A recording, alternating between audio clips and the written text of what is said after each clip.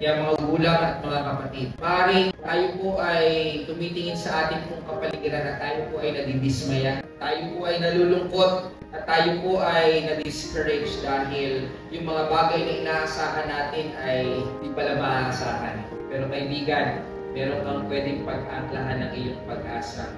Pwede mong ipagkatiwala ang buhay mo sa Panginoon dahil anuman ang mangyari, ang Diyos ay tapat sa kanyang mga pangako. Diyos ay makapangyarihan sa lahat. Ang Diyos ay walang hanggan. Ang mga bagay sa mundong ito ay matatag man, ngunit may hangganan. Ngunit ang Diyos ay Diyos na walang hanggan at ang kapangyarihan ay wagas.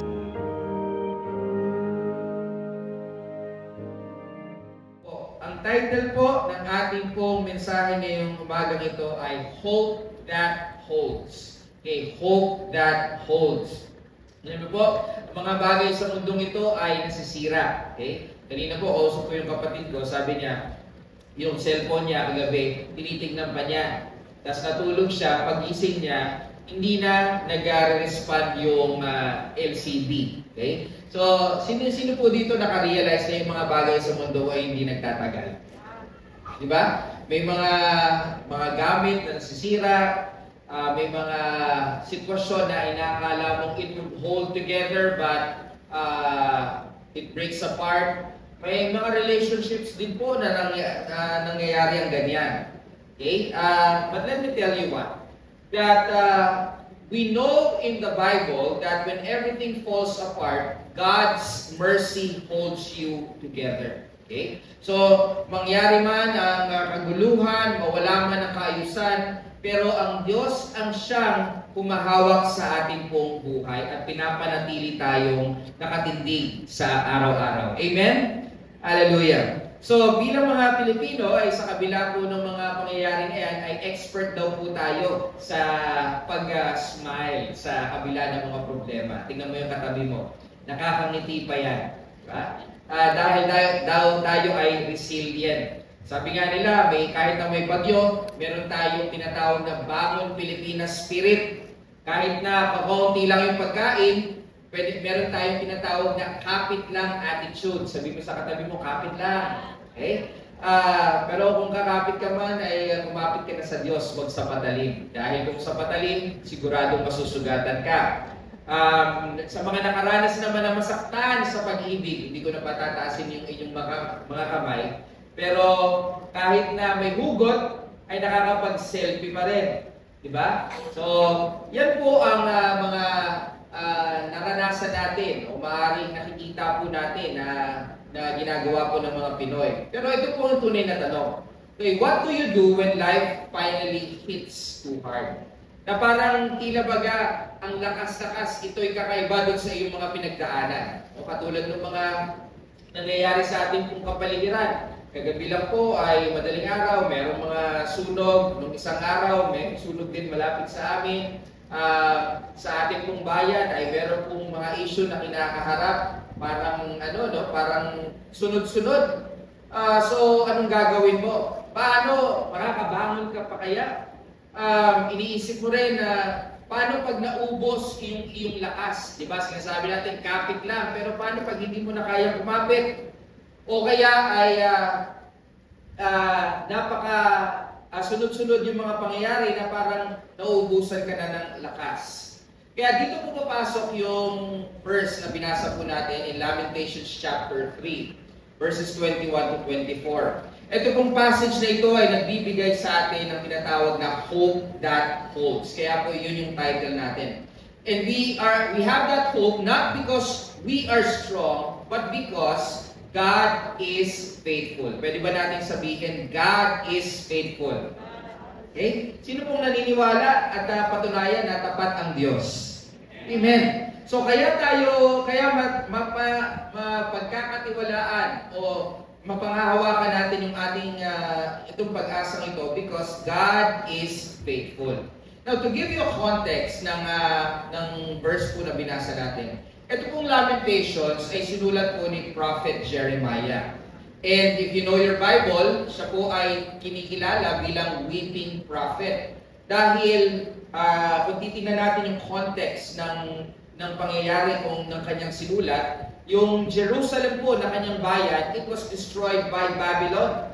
Now, that was because it was also a type of discipline para sa kanila because they have been giving themselves to other gods. So, God allowed Babylon to capture Jerusalem.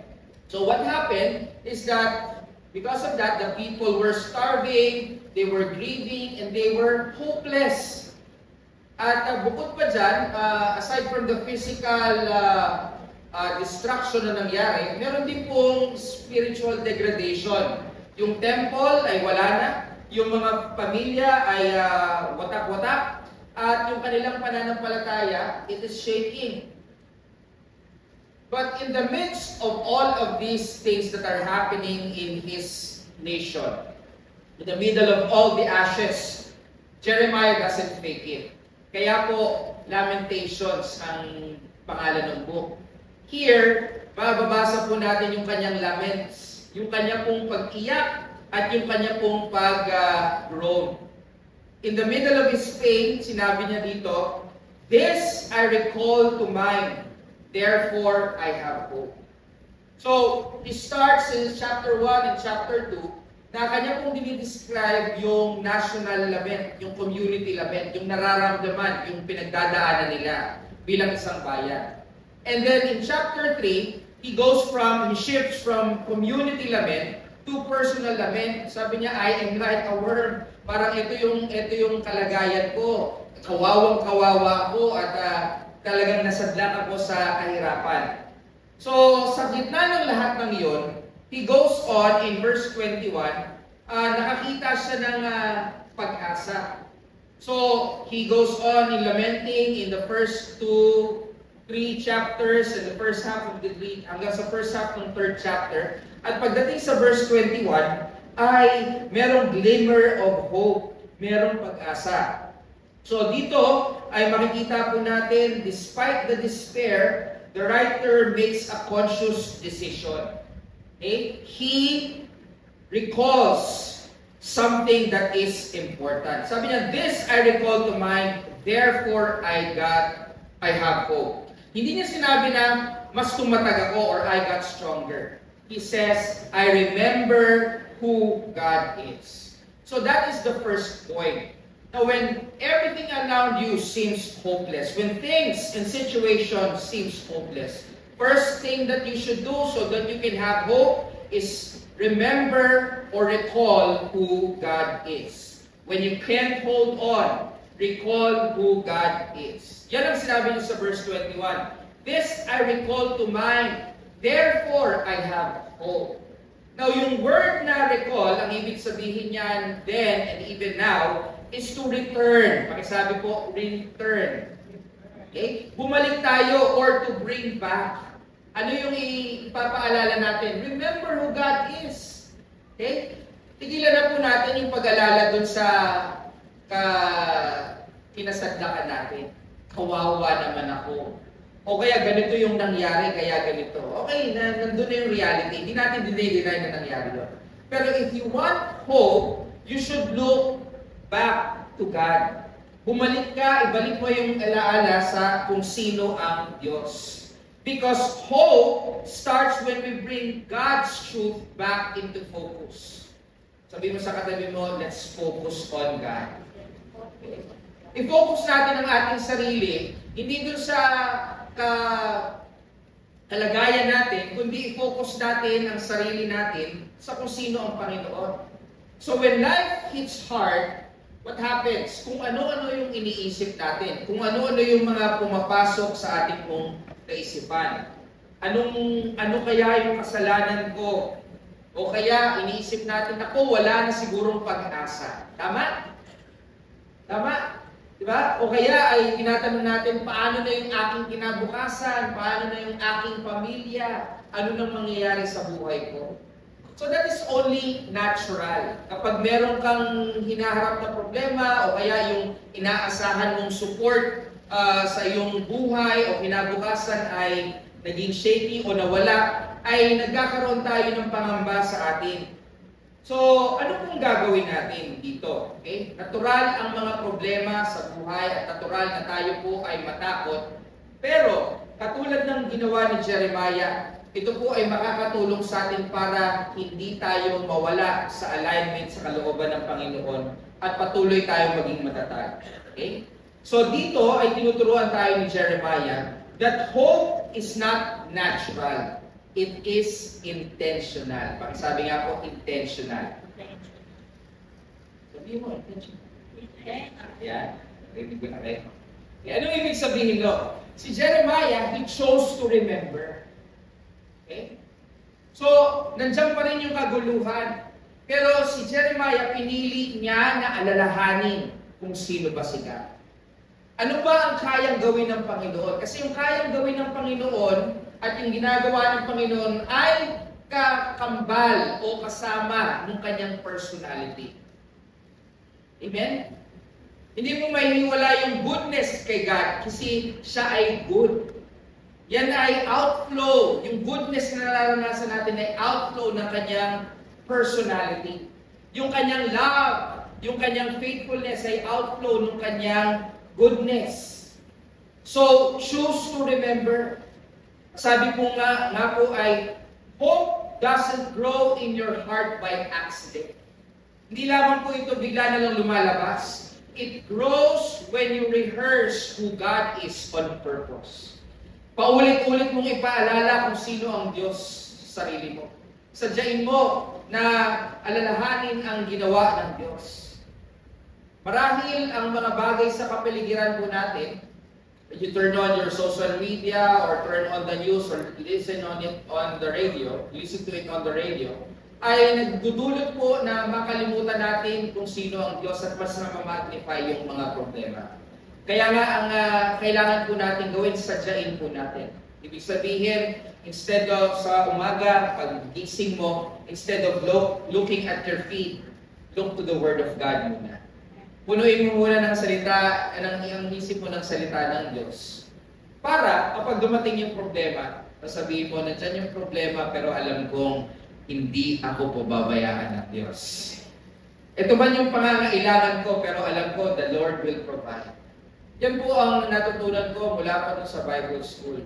Okay? At ito nga yung nakakatawa share ko po sa inyo.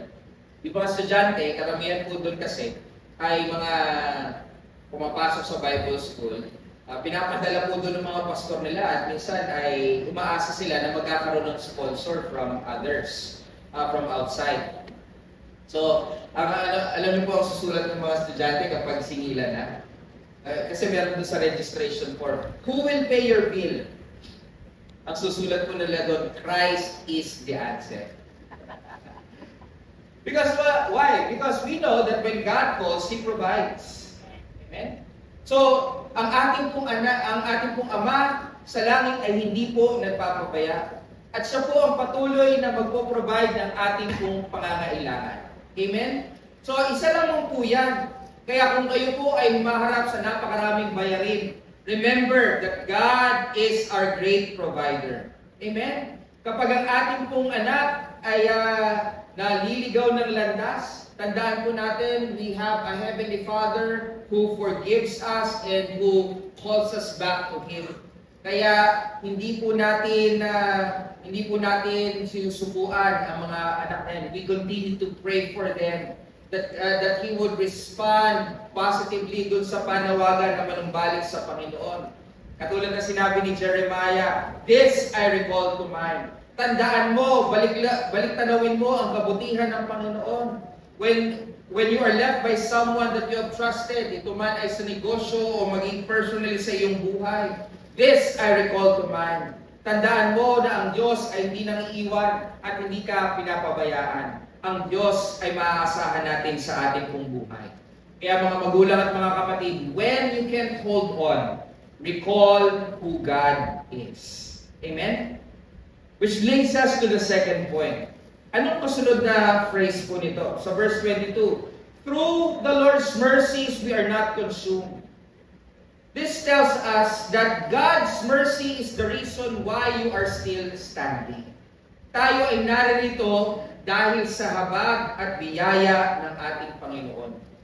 Sa Hebrew po, ang word na mercies, ang ibig sabihin niyan, it also refers to the steadfast love of God. Okay? Yung covenant faithfulness ng Panginoon. In fact, ito pong verse na ito ay meron pong awit, di ba? The steadfast love of the Lord never ceases. His mercies never come to an end. They are new every morning. New every morning. Great is thy faithfulness. So, yung word na mercies ay may kinalaman po sa walang hanggan at hindi nagmamaliw na pag-ibig ng Panginoon. At yung katapatan niya sa kanyang faith, sa kanyang covenant. So, sabi ng author dito, dahil sa habag ng Panginoon, dahil sa hindi nagmamaliw na pag-ibig ng Panginoon, we are not consumed. Yung consumed na salita po dito ay nag-i-imply po ng total destruction. So ano pong sinasabi ni Jeremiah dito? Sabi niya, we deserve destruction, but God's mercies held back the worst. Mas malala pa dapat ang ating tatanggapin, ang karapat dapat para sa atin. Ngunit dahil sa habag ng Panginoon, tayo ay naririto pa rin. You know what? To give context to that, yung Babylon, malupit po na bayan yan. Kapag hindi po masunurin ang isang bayan na kanilang sinakop, sila po ay buburahin nila sa balat ng lupa. Literal po yun. I was talking kanina about Daniel, di ba? Ang point ay doon kung kaya napunta si Daniel doon sa Lions Den dahil nagbigay ng utos yung hari na kung sino man ang hindi makikinig, mananalangin sa kanya at sa kanya lamang at hindi dapat sila manalangin sa iba't ibang mga Diyos nila, dapat sa hari lamang, ay sila ay paparusahan. At ang parusa ay kamatayan. Hindi lamang po sila, kundi yung kanilang buong pamilya. You know what happened? Daniel was vindicated. He prayed to God. He prayed to God as what he did. Yun yung kanyang nakagawian, yung kanyang practice. And so, he was thrown into the lion's den, but God vindicated him. Kinabukasan, alam mo natin yung storya, di ba? Nakalabas siya. At yung mga taong nag-akusa sa kanya, sila yung nilagay dun sa yungib. Hindi lamang po sila, kundi pati yung kanilang pamilya at yung kanilang mga bahay ay dinurog. So, Babylon was just violent. Okay? And so, they would have been destroyed. Jerusalem would have been destroyed and everyone would have been killed, but God preserved them. Ano nangyari? It was because of God. See, nag-iwan po ang Diyos ng mga remnant, ng mga iilan. And when God leaves life, He leaves hope. Kaya, maaaring sabihin mo, Pastor, nawala ang lahat sa akin, pero buhay ka pa. Di ba? Dahil buhay ka pa, meron ka pang pag-asa. Bakit? Maaaring kulang na yung iyong resources, pero ang Diyos ay kayang palaguin at paunlarin ang iyong buhay. Amen? Hallelujah. Mas malakas na palakpak po ang deserve ng Panginoon dyan. Whenever God leaves life, God leaves hope. So, hindi ka lang nakaraos. Okay? Tandaan mo, kaibigan, inalalayan ka ng Diyos. Pinatnubayan ka ng Diyos. Bawat araw na ikaw ay gumigising, maaaring mong sabihin, may awa at habag pa rin ng Diyos sa aking buhay. Ang buhay mo ngayon ay hindi patunay na magaling ka. Ito ay patunay na mahabagin ang ating Diyos. Amen? Kaya pagising mo sa umaga, huwag mo sabihin, Diyos ko po, ito na naman tayo. Magpasalamat ka kay God. Panginoon, pasalamat sa panibagong araw.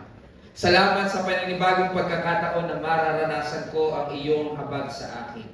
God's mercy is the reason you are still standing. At ito yung dahilan kung bakit ka dapat magpasalamat sa bawat araw, sa bagong araw na binigay sa ng Lord. Uy, Lunes bukas, diba? Yung meron tayong na sana weekend pa rin. Pero alam nyo, ito yung dapat nating tandahan. Okay? Point number 3 is that you have a daily supply of fresh grace. Meron kang panibagong supply. Sariwang biyaya ng Diyos sa araw-araw. Sabi dito sa verse 23, They are new every morning. Sabihin niyo po, new every morning. Bago, sariwa, sa bawat umaga. Kaya sabi ni Jeremiah, great is your faithfulness. So what is Jeremiah saying here? God's mercies aren't recycled leftovers. Now sa atin po, mga Pilipino, mahilig tayo mag-sharon. Diba? Yun yung mga, o kaya mahilig tayo magtabi. Sino pong may mga Tupperware at mga container sa ref na may mga tira-tirang ulam? Taas ang kamay. Ito tayo eh. Bakit natin nga ano yan? Yung lechon mo ngayon, yung lechon ngayong araw, bukas ay paksyon na. Okay? Diba? Masarap pa rin, diba? Kasi ganun tayo mga Pilipino eh. Marunong tayo mag-cycle. Masarap naman yung ganun, diba? Yung adobo, pang isang linggo. Diba? Pero alam nyo, kay God, yung ulam, hindi yung ulam. Yung kanyang mercy ay hindi po ganon. Yung kanyang grace ay hindi po ganon. Anong sabi dyan sa verse? They are new. Can everybody say new? Sino po dito gusto bago lagi yung ulam? Sarap yun, di ba? Sino po dito gustong bagong damit? Sino dito gusto ng bagong buhay? Kasang kamay. Amen. So yung ating biyaya na natatanggap sa Diyos ay bago araw-araw. Sariwa araw-araw. Okay? So what we are saying here is that you don't have to live on yesterday's grace. Naalala ko po yung mana sa wilderness. Diba? Wala po silang mga, maraming may baon sila, pero what kept them is, what sustained them and give them strength is mana that comes from the Lord. Araw-araw may bumabagsak o dumadating na mana para sa kanila. Hindi na kailangan magtago dahil wala naman silang ref. Ang pangako ng Diyos, araw-araw, you can gather as much as you need. Okay? And you don't have to store for tomorrow because tomorrow, I will give you a fresh supply. So, ganyan po ang biyaya ng Diyos. Yan ang tinatawag ng mana theology. Okay? Na nandun, sa gitna ng ilang, sa gitna ng di katiyakan, ay nandun tiyak ang provision ng Panginoon. Okay?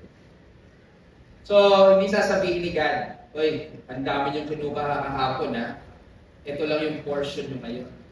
Ano sabi doon? They are new every morning. Sinagad mo yung biyaya ko kahapon ha. Ito lang ang matatanggap mo. Hindi po ganun. Sabi sa katin mo, hindi ganun.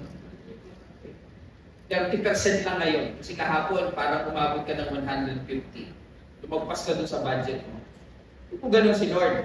Araw-araw, meron kang panibagong 100% ng biyaya ng Diyos na matatanggap sa iyong buhay. Amen? Hallelujah! So God doesn't just meet you once. He meets you daily. Pakisabi nga po, daily.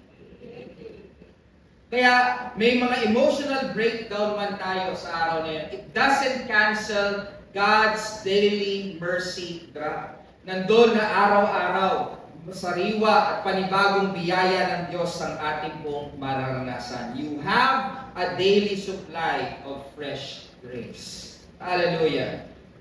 Yan po ay napakaganda.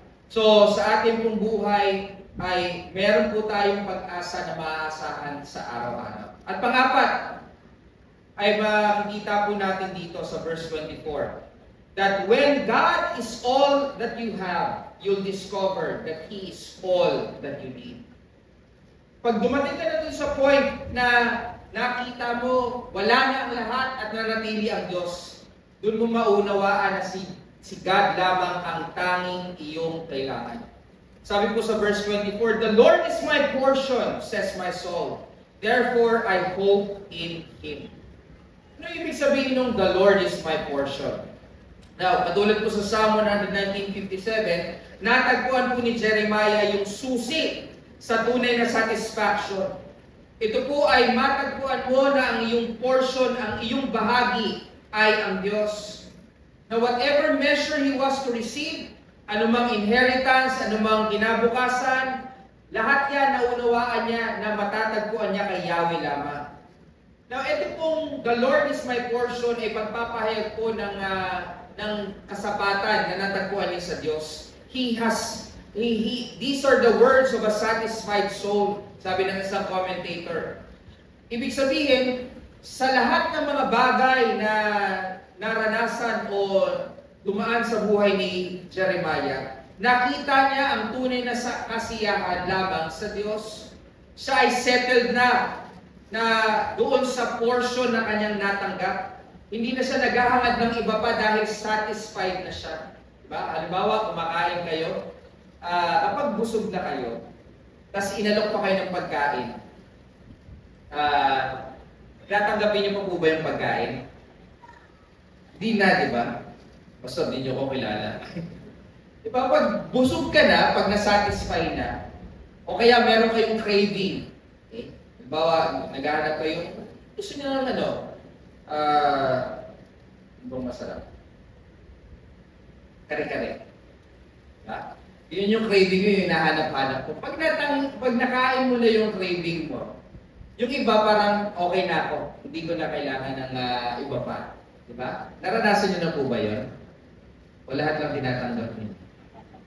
Sige na, pwede naman dito. Pero kapag may craving na ako na selma, nakain ko na yung kare-kare. Gusto ko. Kahit anong ulam pa yan. Hindi ko na bibigyan ng satisfied na. So, ganun din po ang picture na pinapakita dito ni Jeremiah. Dahil natanggap niya yung portion na alam niyang magbibigay ng tunay na kasiyahan sa kanya, ay wala nang ibang bagay na makakapalit doon sa kalagayan na iyon. That portion that he received was the Lord Himself. Sabi nga ng isang commentator, the poet said in effect that he had so little of this world's goods and pleasures because his share has been the Lord. Siya ay satisfied na, siya ay masaya na sa Panginoon. Kaya yung mga bagay sa mundo ay hindi na po niya binibigyan ng pansin dahil natagpuan na niya ang tunay na bibigay ng kasayahan sa kanya. Sabi niya, therefore I have hope in Him. God couldn't really be His hope until He was first His portion. Ito po yung pathway to hope for Jeremiah. Now, going back to the Old Testament, there was a tribe of Israel that did not receive a portion of land. Lahat po nung 11 tribes, meron po silang kanya-kanyang bahagi dun sa Canaan, dun sa Promised Land. Pero yung mga Levites, wala po. Ang sabi ng Diyos sa kanila, I am your portion. Wala man kayong lupain, ngunit ako ang inyong bahagi. So Jeremiah here is saying, even if I lost my city, wala na yung aking syudad, wala na yung aking tahanan, wala na yung templo. Lahat ng yan ay wala na sa akin, but God is still mine.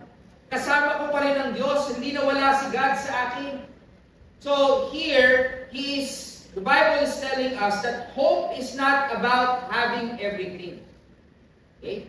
Alam naman po natin, sabi nga rin po ni Jesus that here in this earth, there are moth and rust that destroy.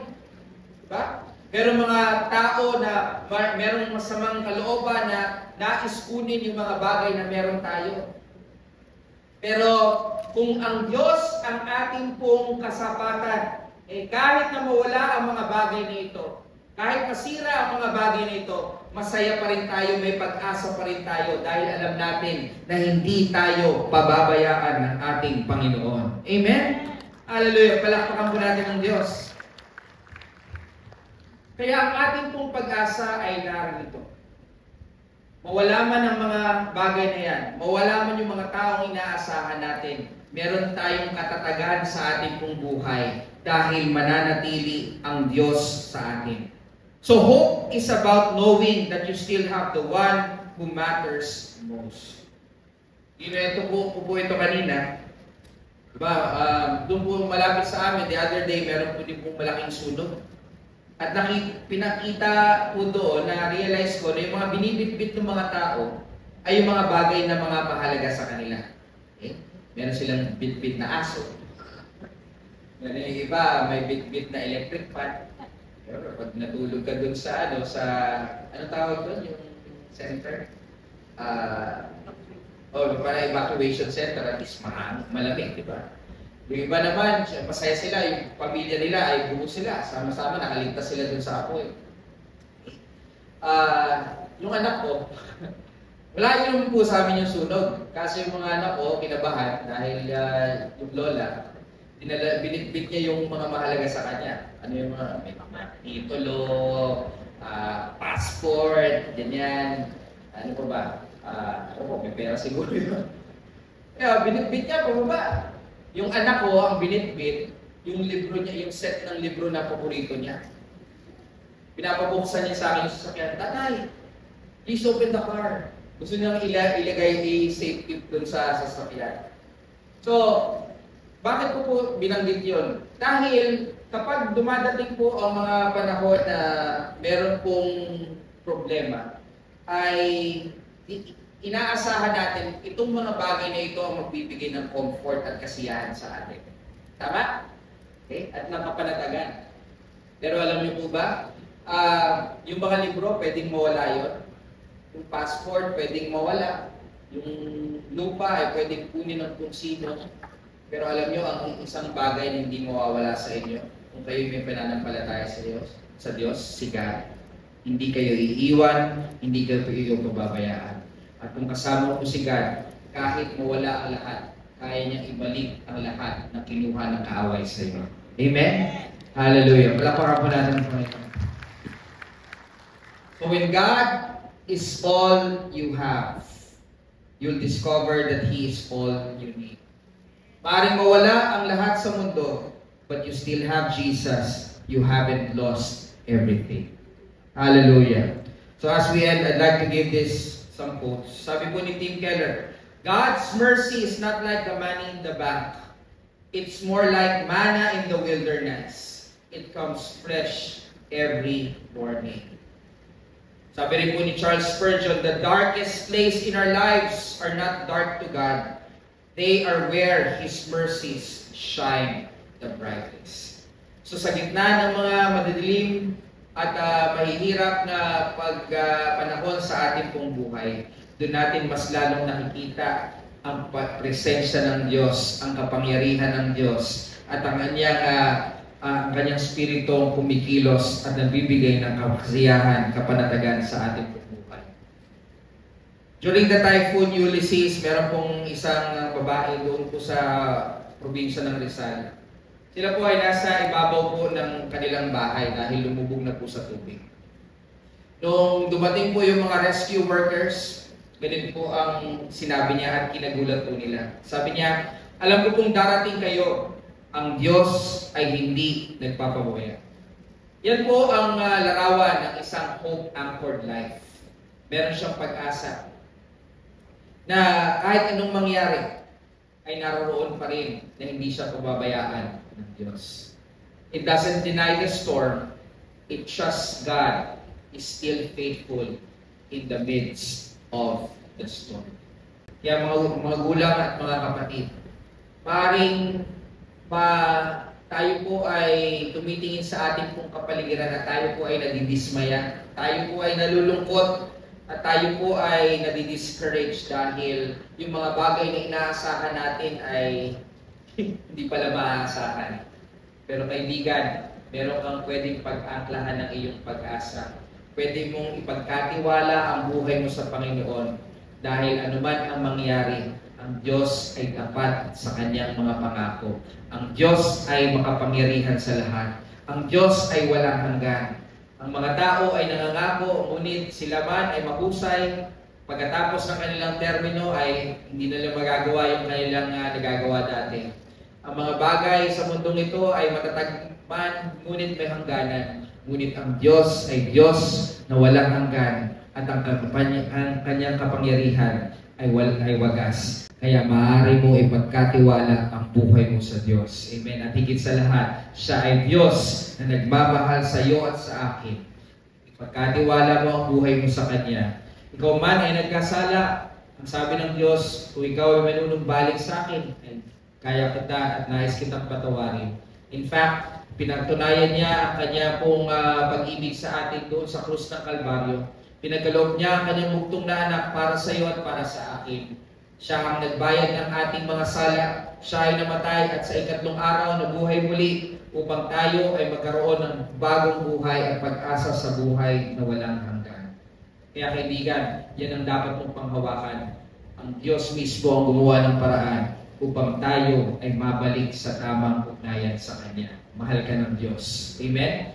So, guys, kitang tanungin, ano yung mga bagay na inilalagay mo, inaalala mo, binabalik mo sa iyong kaisipan? Yung iyong bang mga frustration, yung iyong mga regrets, yung iyong mga sayang, sana, yun ba ang iyong inaalala? O inaalala mo yung habag ng Panginoon sa iyo? Is your hope anchored to your strength, to your knowledge, to your, sabihin na natin, beauty, or to your own abilities? Or is your hope anchored to God's faithfulness? Kaibigan, this week, make a decision. Don't just survive. Remember, recall, and rest in God's faithfulness. Tandaan mo, great is His faithfulness. Hallelujah. Pagkatiwala natin ang ating sarili sa Panginoon at makikita natin meron tayong matibay na sandigan sa mundo na laging may pagsubok.